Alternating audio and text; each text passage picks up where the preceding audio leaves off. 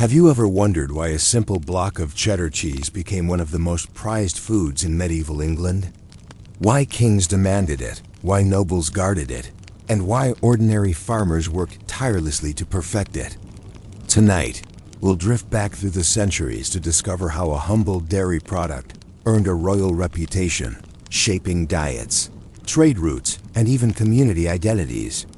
So get comfortable, relax your breath, and let the quiet history of cheese guide you gently towards sleep. Cheddar cheese, a creamy golden treasure that would one day become a royal favorite, began its long and delicious life in the rolling green hills of Somerset, England. Back in medieval times, when knights patrolled muddy roads and kings feasted in great halls lit by flickering torches, cheese was far more than a simple snack. It was wealth. It was power. It was survival through long winters. And in the village near the dramatic limestone gorge, known as Cheddar, a transformation was underway, one that would reshape the nation's appetite, influence royal decisions, and keep thousands of farmers working tirelessly, all to support a cheese so beloved that even monarchs demanded exclusive rights to it. The story does not begin with kings at all, but with cows and caves. The land around Cheddar Gorge was a gift to dairy farming. Lush pastures fed by mineral-rich soil, soft rain carried from the coastline, and a valley designed by nature for grazing cattle. These cows, mostly hardy medieval breeds, produced milk unlike any other in England. It was richer, thicker, and full of character. For the villagers, this milk represented both opportunity and challenge. In a time when refrigeration did not exist, milk spoiled quickly. Farmers needed a way to preserve their most precious resource. So they turned to cheese making, an art as ancient as agriculture itself. Yet these villagers soon noticed something curious. When they aged their cheese wheels in the cool caverns beneath the gorge, caves formed over thousands of years, the flavor deepened into something extraordinary. The caves provided the perfect environment: constant temperature, ideal humidity, and natural airflow. The cheese developed a firm body, yet a creamy heart, with a sharp tang that lingered long after the bite. It was unlike anything else produced in England at the time. The people began calling it simply cheddar. By the 12th century, word of this unique cheese spread far beyond the boundaries of Somerset. Traders traveling to Bristol stopped in Cheddar to buy wheels of the golden dairy treasure, loading them onto ships headed across the English Channel. Monks, who were often skilled cheesemakers themselves, documented the craft with care, refining the process step by step. As cheddar traveled, its reputation grew. It became a food of soldiers, sailors, merchants, and clergy. But soon, even the nobility discovered it. The earliest known royal connection came during the reign of King Henry II, a ruler known not only for his political reforms, but also for his refined tastes. Historical accounts report that in 1170, he ordered more than 10,000 pounds of cheddar cheese for his court, a staggering amount for that era. Why would a king invest so heavily in a food made in such a remote corner of his kingdom? The answer lies in both taste and reliability. Cheddar could survive long journeys without spoiling, making it perfect for castle stores and military campaigns.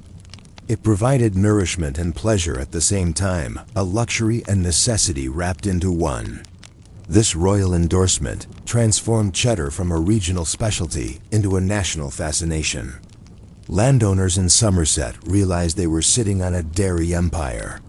Knights returning from battle demanded cheddar instead of local curds. Lords purchased entire farm productions months in advance. The crown began tracking cheddar production closely, viewing it as a resource worth protecting. Even the church recognized its potential. Monasteries began building their own aging rooms, hoping to match the famous caves. As demand grew, so did competition. Other towns tried to imitate the flavor, aging cheese in wells, tunnels, and even church crypts. But no imitation could match the cool breath of Cheddar Gorge. The village's natural geology became its greatest asset, and farmers guarded their methods fiercely. Recipes were passed down only through families, whispered in barns during late-night milkings. Over time, cheddar became not just a product, but an identity Somerset's pride. Economically, cheddar changed the lives of the region's dairy farmers.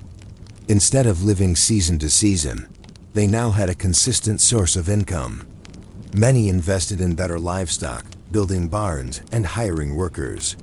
The rhythm of village life adjusted around cheese making. Early morning milkings, afternoon curd cutting, evening wheel turning. Generations grew up thinking of cheese as not merely food, but heritage. But power, once gained, rarely sits peacefully. As kings came and went, their control over resources tightened. In the mid-13th century, during the rule of King John and later Henry III, new trade laws required large quantities of cheddar to be reserved exclusively for royal use. This decree was not arbitrary. The monarchy saw cheddar as a diplomatic tool. Gifts of cheese were sent to foreign courts, showcasing English agricultural excellence. A wheel of cheddar was more than food, it was a message of influence. When Edward I, known as the Hammer of the Scots, took the throne, he expanded royal oversight on food production, particularly goods that could feed his growing armies. Cheddar again became essential, this time for war. Soldiers marching into battle carried slabs of it wrapped in cloth, chewing it on long freezing nights in Scotland or during sieges in Wales. For many, cheddar tasted like home, a reminder of English strength and comfort. Yet the connection between cheese and royalty was not solely practical. Kings enjoyed cheddar at their own tables, and its presence became a symbol of prestige. Great feasts displayed rows of wheels alongside roasted meats and fresh pastries. Guests knew that to taste cheddar was to taste something close to the king's own privilege. Meanwhile, cheese-making science advanced through trial and error. Medieval farmers discovered that heating the curd more than usual and stacking slabs to release excess whey created a firmer cheese that aged beautifully. This technique became known as cheddaring, a name that honored both the town and the innovation that set its cheese apart. Cheddaring was tedious, requiring labor and patience.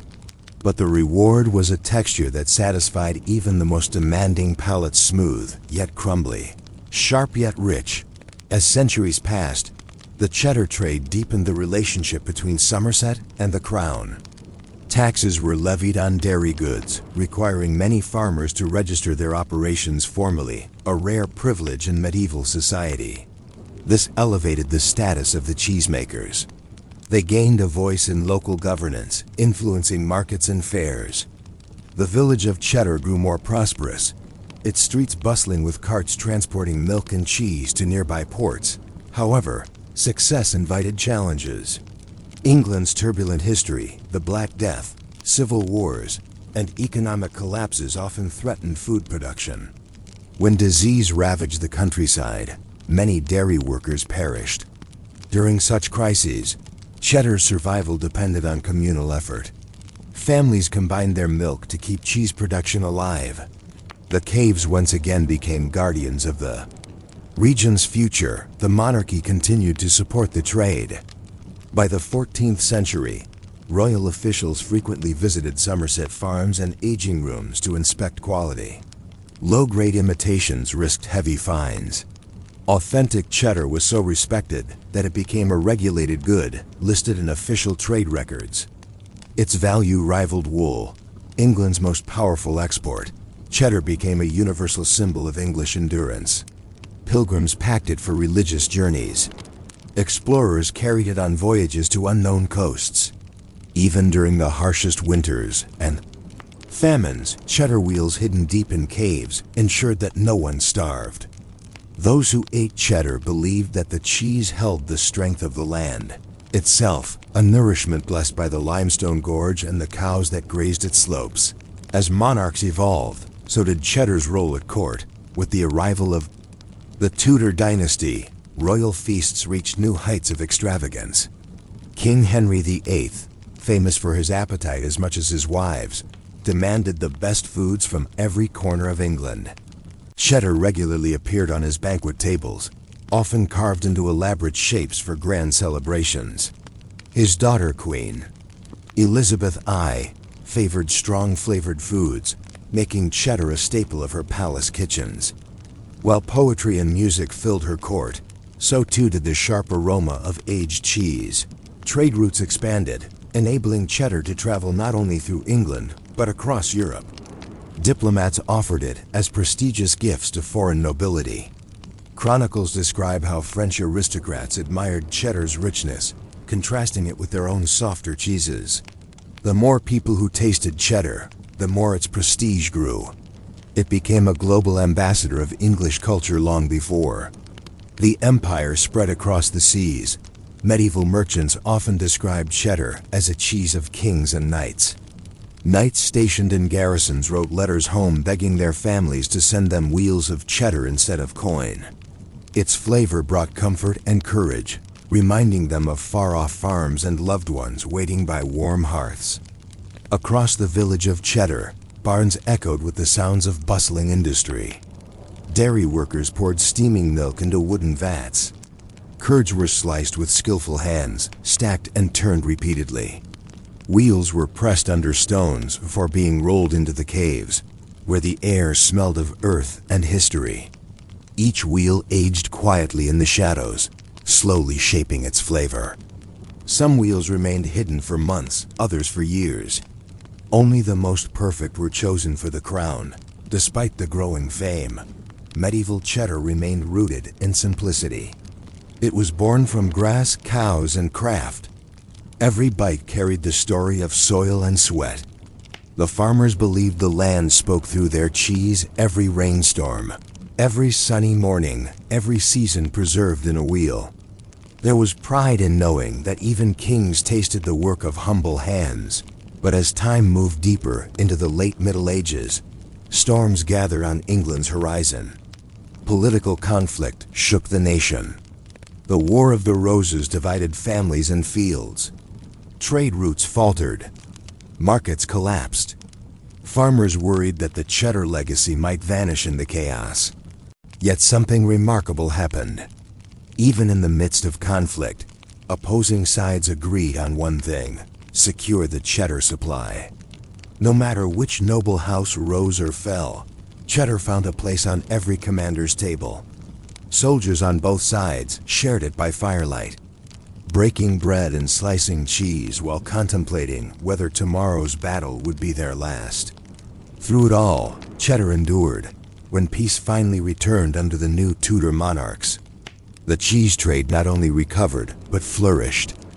Guilds strengthened the standards for production. Knowledge passed from mentors to apprentices became more formalized. The cheddaring process was celebrated as a defining achievement in English foodcraft. Farmers stood proud knowing their cheese had survived wars, plagues, and shifting kingdoms. By the dawn of the Renaissance, cheddar had become more than a food or a craft. It was a royal tradition. Monarchs relied on it, nobles craved it, and commoners worked tirelessly to create it. The king's court proclaimed rights of purchase over the best wheels each year. This was both an honor and a burden for Somerset cheesemakers. They experienced joy knowing their cheese was the pride of England, yet they carried the pressure of meeting royal expectations. As the medieval era faded, the cheese only grew stronger in reputation. On feast days and coronations, great wheels of cheddar were displayed as symbols of national unity. History recorded moments when kings toasted their people with goblets of wine while slicing into cheddar. Honoring the land and its farmers, cheddar had risen from a simple dairy invention to a royal obsession. It represented power, wealth, and agricultural mastery. It connected peasants with monarchs in a shared appreciation for flavor that transcended social divides. Long before the world knew of pizzas, burgers, or macaroni, cheddar was already a legendary presence in England's kitchens. What made cheddar so desired in medieval England? The answer lies not just in its taste, though its tangy richness won the hearts of all who tried it. The real reason cheddar became iconic was because it unified the kingdom. It nourished armies, rewarded nobles, strengthened the economy, and gifted the monarchy a symbol of pride. From the humble caves of Cheddar Gorge emerged a cheese that shaped the culture of a nation. The villagers who milked their cows at dawn could never have imagined that their cheese would travel the world, feeding explorers and rulers centuries later. Yet they laid the foundation, wheel by wheel, for a legacy that continues today. Cheddar became the royal cheese of medieval England because it held the qualities every kingdom desired: strength, endurance, and excellence. In every slice, there was history. In every wheel, there was sovereignty. And in every royal feast where Cheddar stole the spotlight, England tasted its own identity, rich, bold, and forever tied to the hills and caves where it all began. Cheddar was proof that sometimes the simplest things, grass cows, patience, can rise to become the greatest treasures of a nation. What began as a way to preserve milk eventually preserved a legacy that still sits proudly on tables around the world, reminding us that greatness can come from the most ordinary places. And so the story of medieval Cheddar continues, carried onward by every bite taken today. Its reign began in caves, crowned in castles, and lives on in kitchens everywhere. A royal cheese whose throne will never melt away. Thank you for spending this quiet moment in history with me tonight. I hope this gentle journey helped your thoughts slow down and your eyelids grow a little heavier. If you enjoyed relaxing here and would like more calm stories to fall asleep to, please remember to like this video and subscribe to Quiet Boring Sleep. It truly helps this peaceful little corner grow. Wishing you a restful night and the sweetest dreams. Until next time, good night.